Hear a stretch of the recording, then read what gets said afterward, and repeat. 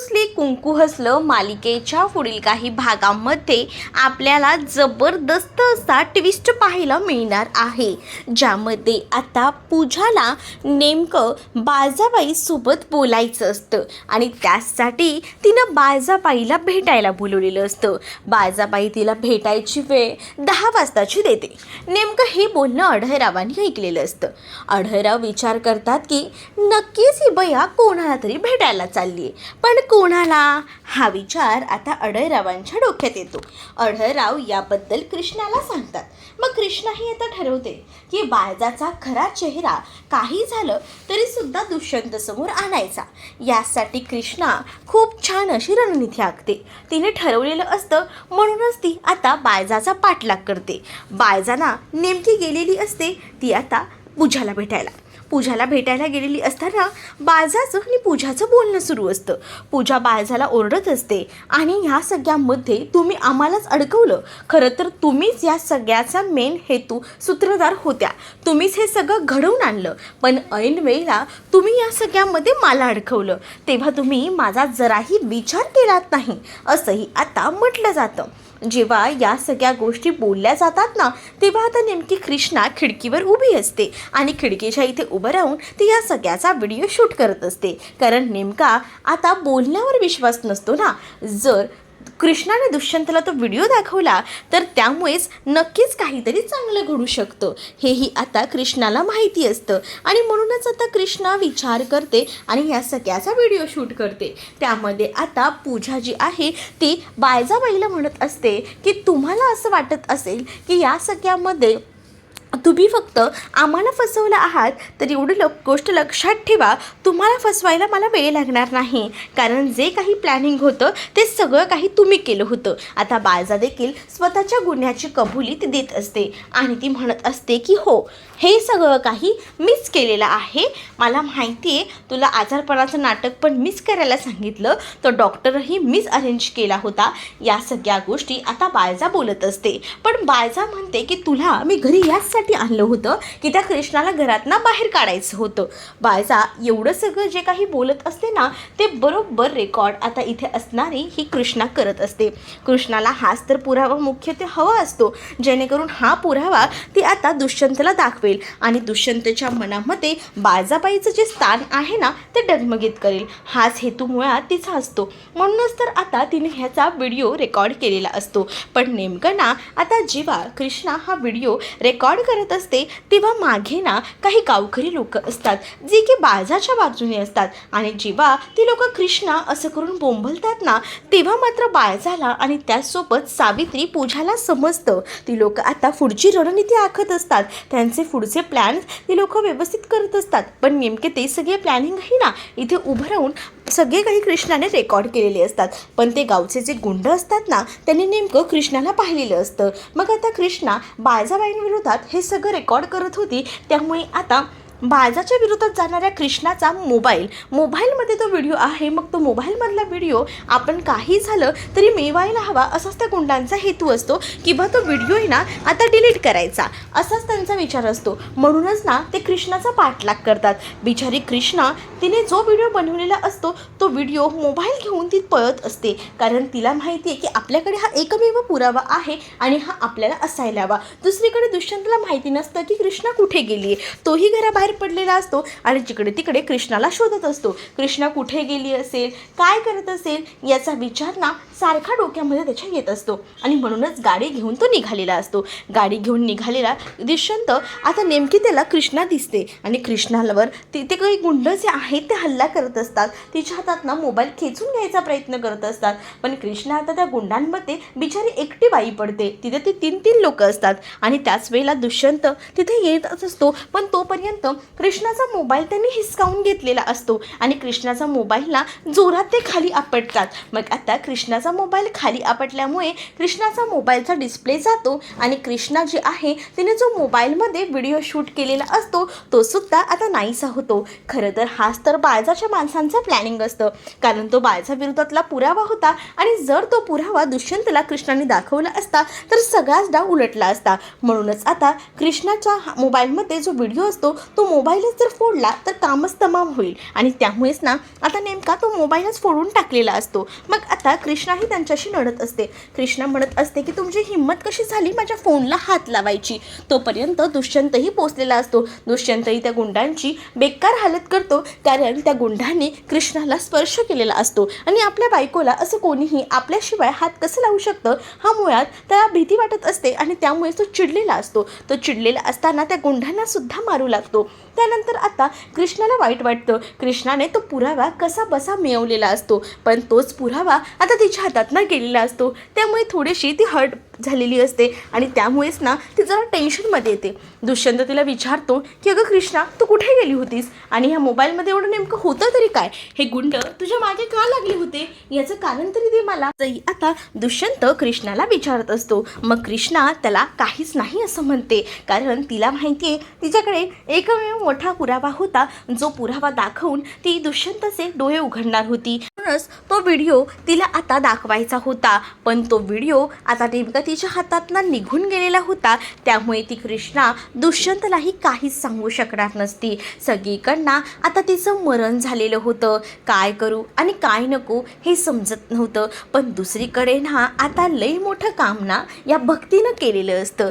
जसं की भक्ती घरात होती आणि भक्तीने ह्या सगळ्याचा व्हिडिओ आधी शूट केलेला होता.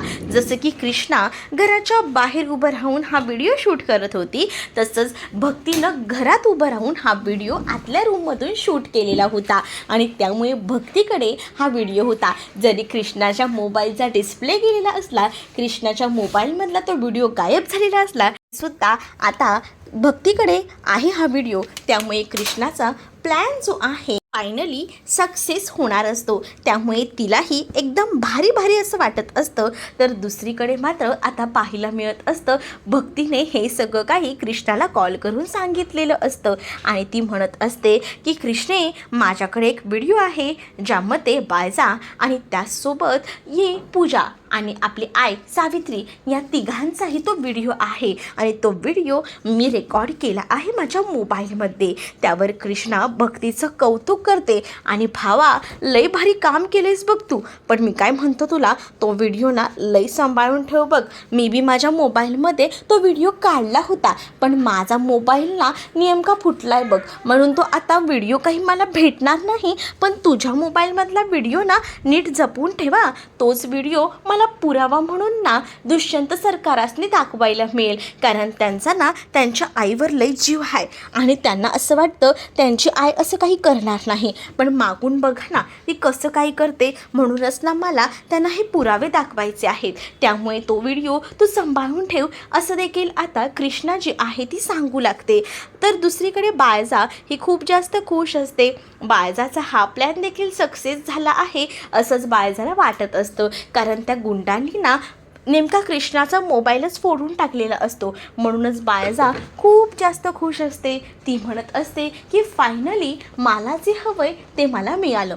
म्हणजे त्या लोकांना असं वाटत होतं की बायजाने कृष्णाचा मोबाईल फोडला म्हणजे तो व्हिडिओ संपला, व्हिडिओ आता कोणाकडे नाही, पण भक्तीकडे तो व्हिडिओ असतो. याबद्दल थोडी ना बायजाला माहिती आहे. बायजाने फक्त कृष्णाच्या मोबाईलमधला व्हिडिओ पाहिलेला होता म्हणून तिचा मोबाईल फोडला, म्हणून ती खूप जास्त खुश होती. कृष्णा जेव्हा तिच्या रूममध्ये जाते ना तेव्हा कृष्णाला ती एकदमच असा माच करून दाखवत असते, पण कृष्णा तरी कुठे ऐकून घेणार यातली आहे.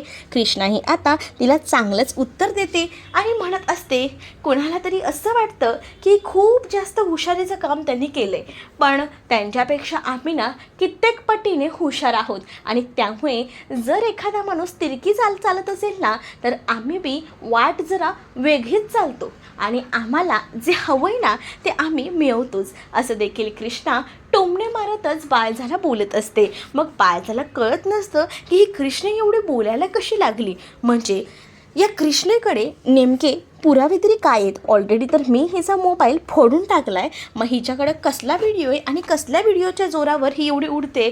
पण नेमकी जी कृष्णा आहे ना ती एकाही शब्दाने ना सांगत नसते बायजाला की तिच्याकडे व्हिडिओ आहे, भक्तीकडे व्हिडिओ आहे. कारण माहिती आहे ना कृष्णाला की जर ही काही बोलून गेली तर तिकडे पूजी जी आहे ती व्हिडिओ डिलीट करू शकते. कारण पूजा आणि भक्ती एका छताखाली राहतात आणि लगेच आपण भक्तीचं नाव सांगितलं, भक्तीच्या मोबाईलमध्ये तो व्हिडिओ आहे म्हटल्यावर ही बाई लगेच त्या पूजेला कॉल करणार आणि पूजेला या सगळ्याबद्दल सांगणार. त्यामुळे आता फक्त जी कृष्णा आहे ती फक्त आता ओरडत असते, बोलत असते आणि ती तिचं म्हणणं पटवून देत असते की तुम्ही जरी काही करायचा प्रयत्न केलात ना तरी तुमची सुटका नाही आहे. तुमचं जे खरं रूप आहे ना ते मी दुष्यंत सरकारासनी दाखवणारच आहे असं देखील आता तिचं म्हणणं असतं. आणि याबद्दलच ती बायजाला डायरेक्ट ओपन चॅलेंज करून बोलत असते. कारण तिने 15 दिवसांचं हे चॅलेंज स्वीकारलेलं असतं. 15 दिवसात नाही ना तुमचा खरा चेहरा मी दुष्यंत समोर आणला तर माझं नाव देखील मी कृष्णा लावणार नाही असं देखील तिने म्हटलेलं आहे. आणि म्हणूनच ती त्या परीने प्रयत्न करते. दुसरीकडे आता कृष्णा जी आहे ती रूममधनं बाहेर येते. कृष्णा जशी बाहेर येते तसं आता तिला कळत नसतं की काय करावं. आपण तर हिला बोललो आहे, या बाईला आपण ओपन चॅलेंज तर केलं आहे, पण कसं सामोरं जायचं ही गोष्ट कुठेतरी आता कळत नसते. म्हणूनच थोडीशी का होईना ती नाराज असते आणि तिला असं वाटत असतं की या सगळ्यात ती यशस्वी होईल की नाही.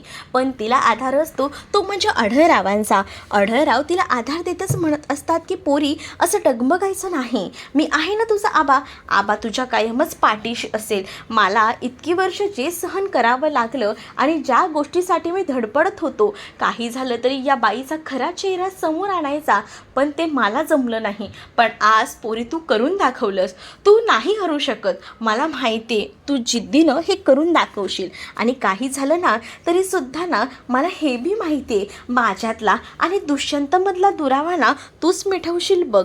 कारण या बाळजानं त्याच्या मनात सुद्धा माझ्याबद्दलचं विष कालवून ठेवलं आहे, म्हणून तो माझ्यासंग नीट बोलत बी नाही. पण हे सगळं ना हे सगळं कारणामे या बाळजाचे आहेत. आणि आज बाळजासोबत बाळजाच्या तोडीमोड अशी तू तिच्या समोर खंबीरपणे उभी आहेस ना, त्यामुळे बाळजाचा टिकाव लागणं शक्य नाही आहे. फक्त ना पोरी डगमगू नकोस बघ, आम्ही आहोत तुझ्या पाठीशी. तुला कुठं बी काही बी मदत लागली ना मला फक्त आवाज दे, मी तिथं तुझ्यासाठी उभा असेल बघ.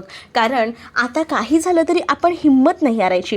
ठरवलंय ना या बाळजाचं खरं रूप आणायचं दुष्यंतच्या समोर तर आणायचंच. कारण दुष्यंतचा लय जीव आहे बघ त्याच्या आईवर आणि त्याचा लय विश्वास आहे. एका वेळेला ना तो तुला बी मागे टाकेल, तो तुला बी म्हणेल की काय तुझ्यावर माझा विश्वास नाही वगैरे, पण तिथं ना तो त्याच्या आईची बाजू घेईल बघ. म्हणूनच ना आता तुला दुष्यंतच्या मनात अशी जागा निर्माण करायची आहे की तिथे त्याने तुझं नाव घ्यायला हवं आणि बाळजावर अविश्वास दाखवायला हवा.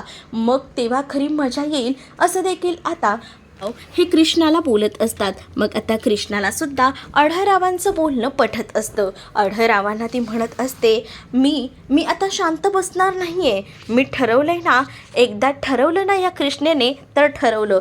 कारण आता खूप झालं, गावकऱ्यांना बिचाऱ्यांना आधार वाटतो या बाळजाबाईंचा, पण ह्या गावकऱ्यांची अक्षरशः जमिनीसुद्धा सोडत नाही आहेत. गावकऱ्यांना अक्षरशः लुटून खायला ही बाई बसली आहे. आणि ही बाई आता अशी काही गावात मुरडते जसं काही तिचं गावकऱ्यांना खूप काही भलं करायचं आहे, तिला गावकऱ्यांचं असंच ती वावरत असते. पण तिचं खरं रूप ना मी अख्ख्या गावासमोर आणणार आहे, तोपर्यंत मी काही शांत बसणार नाही असं देखील आता ती रागारागात म्हणत असते. आणि त्याच वेळेला आता बाळजाबाईच्या विरोधात तू बिनधास्त उभी राहा, मी तुझ्याबरोबर आहे असं देखील आढळराव तिला बोलतात आणि तिला आधार देतात.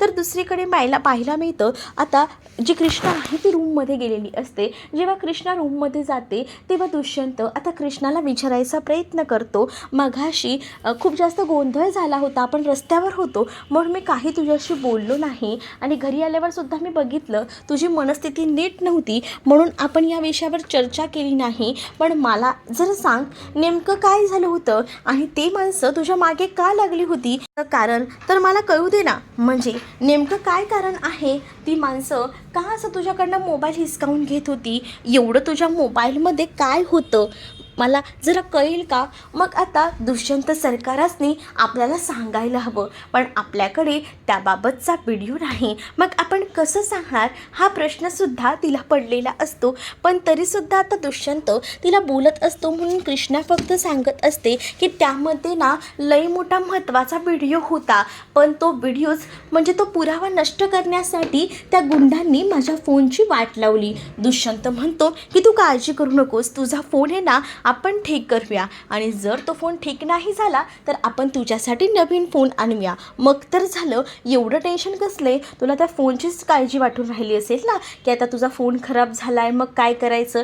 टेन्शन घेऊ नको, मी आहे ना, मी तुला तो मोबाईल रिपेअर करून देतो, आणि जर नाहीच झाला तर तुला मी नवीन मोबाईल आणून देतो. असं देखील दुष्यंत आता कृष्णाला सांगून तिला शांत करायचा प्रयत्न करत असतो. पण कृष्णाच्या मनात वेगळेच वारे वाहत असतात, कारण कृष्णाला असं वाटत असतं की आपल्याला याची काळजी थोडी आहे त्या मोबाईलची, पण त्या मोबाईलमध्ये असलेल्या त्या पुराव्याची तिला काळजी असते. तो पुरावा आपल्याला भेटणार नाही, पण एकीकडे तिला समाधानसुद्धा असतं की जाऊ दे, जरी तो पुरावा आपल्याला नाही भेटला तरीसुद्धा तो व्हिडिओ नक्कीच आपल्या भक्तीकडे आहे, आपल्या भावाकडे आहे, मग तो व्हिडिओ आपल्याला भेटणारच अशी तिला आशा असते. त्यामुळे ती आता थोडी का होईना खुश असते. तर तुम्हाला हा भाग कसा वाटला कमेंटमध्ये नक्कीच सांगा, आणि अशाच नवनवीन भागांसाठी आपल्या चॅनलला सुद्धा सबस्क्राईब करायला विसरू नका. चला तर मग भेटूया पुढच्या भागामध्ये. तोपर्यंत टाटा बाय. व्हिडिओ आवडला असेल तर व्हिडिओला लाईक करायला विसरू नका. चॅनलवर नवीन असाल तर चॅनलला सबस्क्राईब करा.